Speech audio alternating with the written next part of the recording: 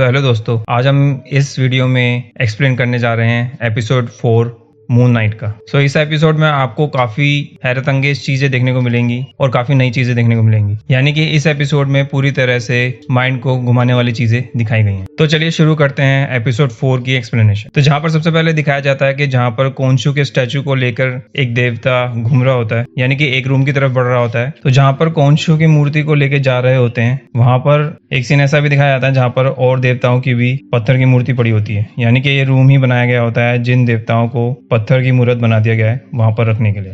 और फिर सीन दिखाया जाता है जहाँ पर स्टीवन और लाइला दोनों एक जगह भी दिखाया जाता है जहाँ पर स्टीवन बेहोश हो जाता है और कोनशू को पत्थर की मूर्त बना के वहां से गायब कर दिया जाता है। तो उसी जगह से ये सीन शुरू होता है और यहाँ पर लाइला स्टीव को उठाने की कोशिश कर रही होती है, मगर उसी दौरान उनके ऊपर हमला होना शुरू हो जाता है कुछ गुंडों के जरिए। और ये लोग वही होते हैं जो कि पिछले एपिसोड में दिखाया गया था, मोगाट के लोग। तो यहाँ पर लाइला किसी तरह स्टीव को रेत से धक्का देकर और अपना दिमाग यूज कर उन गुंडों को पीटने में कामयाब हो जाती है या फिर उनको हराने में कामयाब हो जाती है एक फ्लेयर की मदद से। और इसके बाद स्टीवन को होश आ जाता है और बाद में लाइला उसको यही बोलती है कि हमको किसी भी तरह उस मकबरे तक पहुंचना है जहाँ पर आर्थर एमिट की मूर्ति के लिए खुदाई कर रहा था। और यहाँ पर चलते समय यानी कि जब गाड़ी में स्टीवन और लाइला होते हैं तो यहाँ पर मार्क बार स्टीवन से ही बोल रहा था कि मुझे वापस से बॉडी दे दो क्योंकि ये काम मैं ही संभाल सकता हूँ, मगर स्टीवन उसको बार बार मना कर देता है। और यहाँ पर स्टीवन लाइला को यही बताता है कि मार्क ने उसके साथ सौदा किया है कि जब ये सारा काम निपट जाएगा तो उसके बाद मार्क उसकी बॉडी को छोड़ के चले जाएगा। और लाइला इस बात को सुन के काफ़ी खफा होती है क्योंकि मार्क उसको अपनी दिल की बातें कभी नहीं बताता था। तो यहाँ पर लाइला और स्टीवन उस जगह पर पहुंच जाते हैं जहाँ पर आर्थर ऑलरेडी पहुंचा हुआ है और उसके लोग ऑलरेडी खुदाई करके अंदर जा चुके हैं। तो यहाँ पर ये दोनों उनके सामान की तलाशी लेते हैं, जो भी चीज़ वो इकट्ठा कर सकते हैं। इसी बीच में स्टीवन और मार्क की बहस दिखाई जाती है जहाँ पर मार्क बार स्टीवन को समझाता है कि मुझे ये बॉडी दे दो और मैं इस काम को संभाल लूंगा, क्योंकि अभी हमारे पास कोनशू का सूट भी नहीं है जो कि हम किसी चीज़ से बच सकें और इस चीज़ में मैं एक्सपर्ट हूँ, तुम कुछ भी नहीं कर पाओगे। मगर स्टीवन अभी भी मना कर देता है, यही कहता है कि तुम करोगे अकेले, मगर मेरे साथ लाइला भी है। और इसमें कहीं ना कहीं ये भी दिखाया जाता है कि स्टीवन लाइला के प्यार में पड़ रहा है, जहाँ पर मार्क इस चीज़ को स्टीवन को बोलता भी है कि मेरी बीवी से दूर रहना। और यहाँ पर एक जगह पर लाइला स्टीवन से बात कर रही होती है और उसको मार्क की खुशबू उसके अंदर से आ जाती है, जिसकी वजह से वो उससे क्लोज हो जाती है, यानी कि स्टीवन से। और उसके बाद इन दोनों में किस होता है, जिसके दौरान स्टीवन लाइला को ये भी बताता है कि मार्क तुमसे दूर रहना चाहता है क्योंकि कोनशू ने उसको बोला है कि वो अपना अगला अवतार तुमको चुनेगा, और जो कि मार्क नहीं चाहता क्योंकि वो तुम्हारी जान खतरे में नहीं डालना चाहता और इन सब चीज़ों से तुमको दूर रखना चाहता है। इसी बीच में एक सीन दिखाया जाता है जहाँ पर कि मार्क स्टीवन को एक पंच मारता है उसी के अपने हाथों से, जहाँ पर लाइला एक जगह पर अंदर घुस जाती है। उसके बाद स्टीवन को उसके अंदर जाना होता है और वो ऊपर से गिरता हुआ वहाँ पहुँचता है क्योंकि मार्क काफ़ी गुस्सा होता है क्योंकि स्टीवन ने मार्क की वाइफ को किस कर लिया था। तो एक गुफा के अंदर एंटर होकर स्टीवन काफ़ी खुश हो जाता है क्योंकि वो हिस्ट्री से काफ़ी प्यार करता है और इन सब चीज़ों को अपनी आंखों के सामने देखकर वो काफ़ी ज़्यादा खुश हो जाता है। और यहीं पर लाइला उसको अपने फादर के बारे में बताती है कि वो एक आर्कियोलॉजिस्ट थे और एक मिशन पे निकले थे जिस मिशन में उनकी डेथ हो गई थी। और फिर वहाँ से वो आगे बढ़ जाते हैं। तो ये दोनों आगे बढ़ते बढ़ते एक भूल भुलैया में फंस जाते हैं, जिसके बाद स्टीवन अपना दिमाग और अपनी नॉलेज यूज़ करके एक शेप बनाता है जो कि हॉरस की एक आंख होती है। और लाइला ये भी बताती है स्टीवन को कि एमिट का जो आखिरी अवतार था वो एक फैरो था। फैरो मतलब आप एक तरह का किंग भी समझ सकते हैं। तो इस नॉलेज के जरिए स्टीवन उस सिंबल से, जो कि उसने आंख की शेप बनाई होती है, उसके जरिए पता कर लेता है कि एमिट का मकबरा या फिर मूर्ति कहाँ मिलेगा, और वो लोग उस भूलभुलैया से निकल जाते हैं। तो उसके बाद वो एक रूम के अंदर पहुंचते हैं जहाँ पर स्टीवन काफ़ी घबरा जाता है क्योंकि एक जगह पर काफ़ी बोन्स और फ्लैश मतलब कि मांस के टुकड़े पड़े होते हैं जो कि बिल्कुल ताज़ा होते हैं, और एक रास्ते पर खून के धब्बे भी होते हैं, जिस चीज़ को देखकर वो लाइला को अपना रास्ता चेंज करने के लिए बोलता है और बोलता है कि हमको दूसरे रास्ते से चलना चाहिए। जिसके बाद स्टीवन उस रास्ते को ढूंढ लेता है और उस रास्ते पर लाइला को भी बुलाने की कोशिश करता है, पर इतने में ही कुछ बुलेट्स के चलने की आवाज़ आती है और फिर दिखाया जाता है एक डिफरेंट सा क्रीचर जो कि एक आदमी को उठा के लाता है और उस मेज पे लिटाया जाता है जहाँ पर मांस के टुकड़े पड़े हुए थे। तो ये क्रीचर एक ममी टाइप का क्रीचर होता है जो कि यहाँ पर एक गार्ड की तरह है मगर मुर्दा लाश की तरह है। तो ये क्रीचर जिस बॉडी को उठा के लाया था उसको फाड़ना शुरू कर देता है और इसी क्रीचर को यहाँ पर हेका प्रीस्ट बोला गया है। यहीं पे दिखाया जाता है कि लायला किसी तरह से अपने आप को छुपा लेती है उस मेज के पीछे और स्टीवन उसी रास्ते पर ऊपर की तरफ होता है जहाँ पर वो भी थोड़ा बहुत छुपा होता है और वहां से वो उस क्रीचर को देख रहा होता है। तो यहाँ पर दिखाया जाता है कि उस प्रीस्ट को यानी कि उस क्रीचर को लायला की मूवमेंट की आवाज आ जाती है जो कि मेज के पीछे छुपी होती है, मगर इतने में ही स्टीवन भी कुछ गड़बड़ कर देता है और आवाज कर देता है जिसकी वजह से वो क्रीचर उसके पीछे पड़ जाता है और उस क्रीचर को डिस्ट्रैक्ट करने के लिए लायला अपनी तरफ अट्रैक्ट करती है कुछ चीजें फेंक कर। जैसे ही वो क्रीचर लायला पे हमला करने वाला होता है तो स्टीवन अपने पास एक टेबल को पाके उसके ऊपर गिरा देता है जिसकी वजह से वो क्रीचर वहीं पे खत्म हो जाता है। और इस टाइम पर दोनों अपने अपने रास्ते पर होते हैं, यानी कि लायला दूसरे रास्ते पर होती है और स्टीवन अपने जिस रास्ते को ढूंढ लेता है उस रास्ते पर होता है। तो लायला को दिखाया जाता है जहाँ पर उसके सामने खाई आ जाती है और उसको दूसरी तरफ जाना होता है और उसको दूसरी तरफ जाने के लिए साइड में बहुत ही पतले रास्ते से होते हुए जाना पड़ता है। और इतने में उसी रास्ते पर उसको एक हेका प्रीस्ट भी मिल जाता है, सेम जैसा पहले क्रीचर मिला था, और उस पर हमला करना शुरू कर देता है उसको मारने के लिए। मगर किसी तरह लायला अपने आप को बचा लेती है और उस क्रीचर को मारने में सक्सेस हो जाती है। और उसी टाइम पर लायला को वहां पर ये सब चीजें करते हुए आर्थर देख रहा होता है और फिर दिखाया जाता है स्टीवन को जो कि अपने रास्ते पे चल रहा होता है। इसी दौरान मार्क स्टीवन पर गुस्सा कर रहा होता है कि तुमने उसको किस किया मगर तुमने उसको सच भी बोला।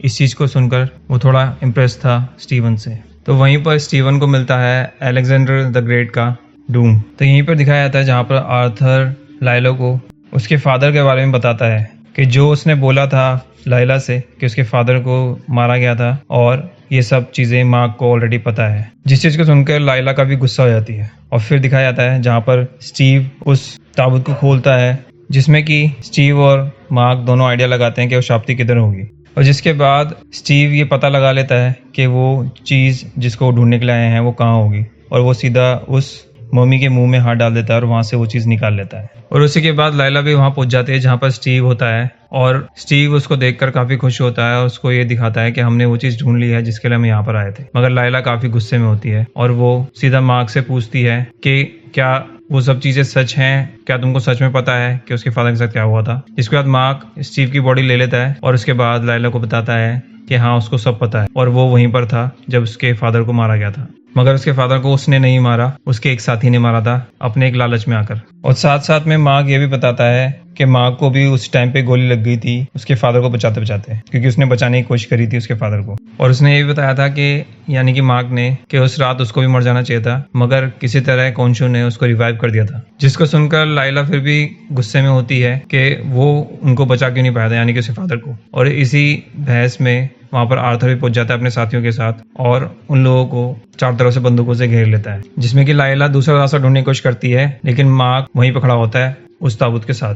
और मार्क के पास कॉन्शु की पावर भी नहीं होती है और इसलिए वो यहाँ पर कुछ भी नहीं कर सकता था। मार्क फिर भी आर्थर के लोगों से लड़ने की कोशिश करता है लेकिन आर्थर उसको उसी बीच में 2 गोलियां मार देता है, जिसमें दिखाया जाता है कि मार्क सीधा पानी में गिरता है और उसको डूबता हुआ दिखाया जाता है। और उसी टाइम पे दिखाया जाता है कि एक टीवी चल रहा है जिसमें कि एक प्रोग्राम चल रहा है जो कि एक एडवेंचरस टाइप का प्रोग्राम है जिसमें कि एक ट्रेजर ढूंढने की कोशिश करी जा रही है। और इस प्रोग्राम में जो मेन कैरेक्टर था उसका नाम होता है प्रोफेसर स्टीवन ग्रांट। इसी के बाद जस्ट एक हॉस्पिटल टाइप्स जगह दिखाई जाती है जो कि पूरी वाइट सी जगह दिखाई जाती है और इसको एक तरह से मेंटल असाइलम दिखाया गया है जहाँ पर कुछ पागल लोगों को भर्ती कर रखा है। और इसी में मार्क को भी दिखाया जाता है जो कि एक हैंडीकैप्ड चेयर पे बैठा होता है। और यहीं पे दिखाया जाता है कि जहाँ पर मार्क रिफ्लेक्शन में देखकर स्टीवन से बात करने की कोशिश कर रहा होता है मगर वहां से कोई भी जवाब नहीं आता है, वो एक नॉर्मल रिफ्लेक्शन की तरह देखता है। और इसके हाथ में एक मून नाइट का टॉय भी होता है। और वहीं पर लायला को भी दिखाया जाता है जो कि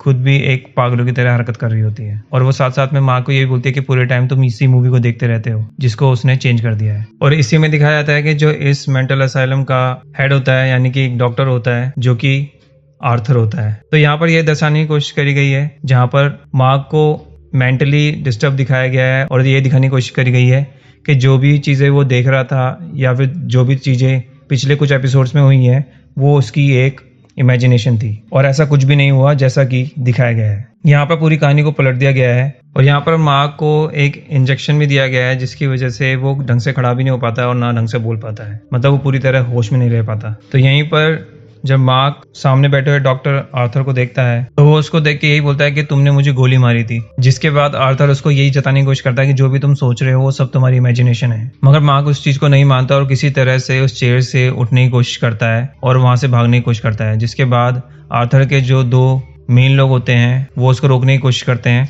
मगर मार्क उन पर हमला करके वहां से भागने में कामयाब हो जाता है और वो भागना शुरू करता है और एक रूम में जाके छुप जाता है। और इस रूम में एक रूम दिखाया जाता है जिसके अंदर से एक आदमी की चिल्लाने की आवाज आ रही है। वो उसको खोलने के लिए कह रहा है और जिस रूम को खोलने के बाद मार्क काफी हैरान हो जाता है क्योंकि उसके अंदर वो स्टीवन को देखता है और स्टीवन एक सेपरेट बॉडी में है। तो वो दोनों आपस में मिलकर काफी हैरान हो जाते हैं कि हम दोनों अलग अलग बॉडी में कैसे हैं, और दोनों काफी घबराए हुए भी होते हैं।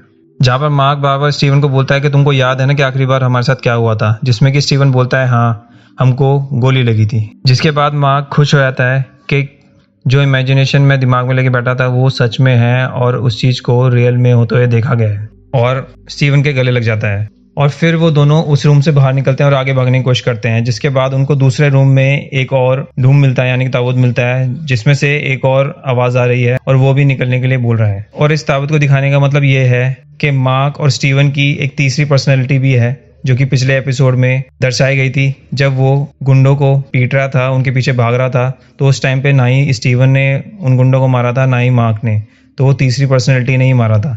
तो जहां तक है इस ताबूत में वो ही तीसरी पर्सनैलिटी होगी।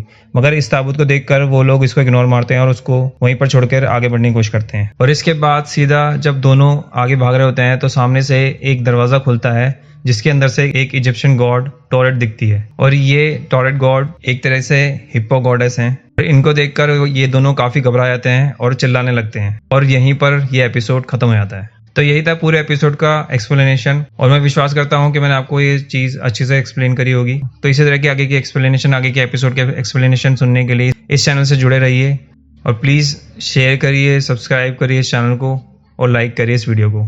Thank you for watching.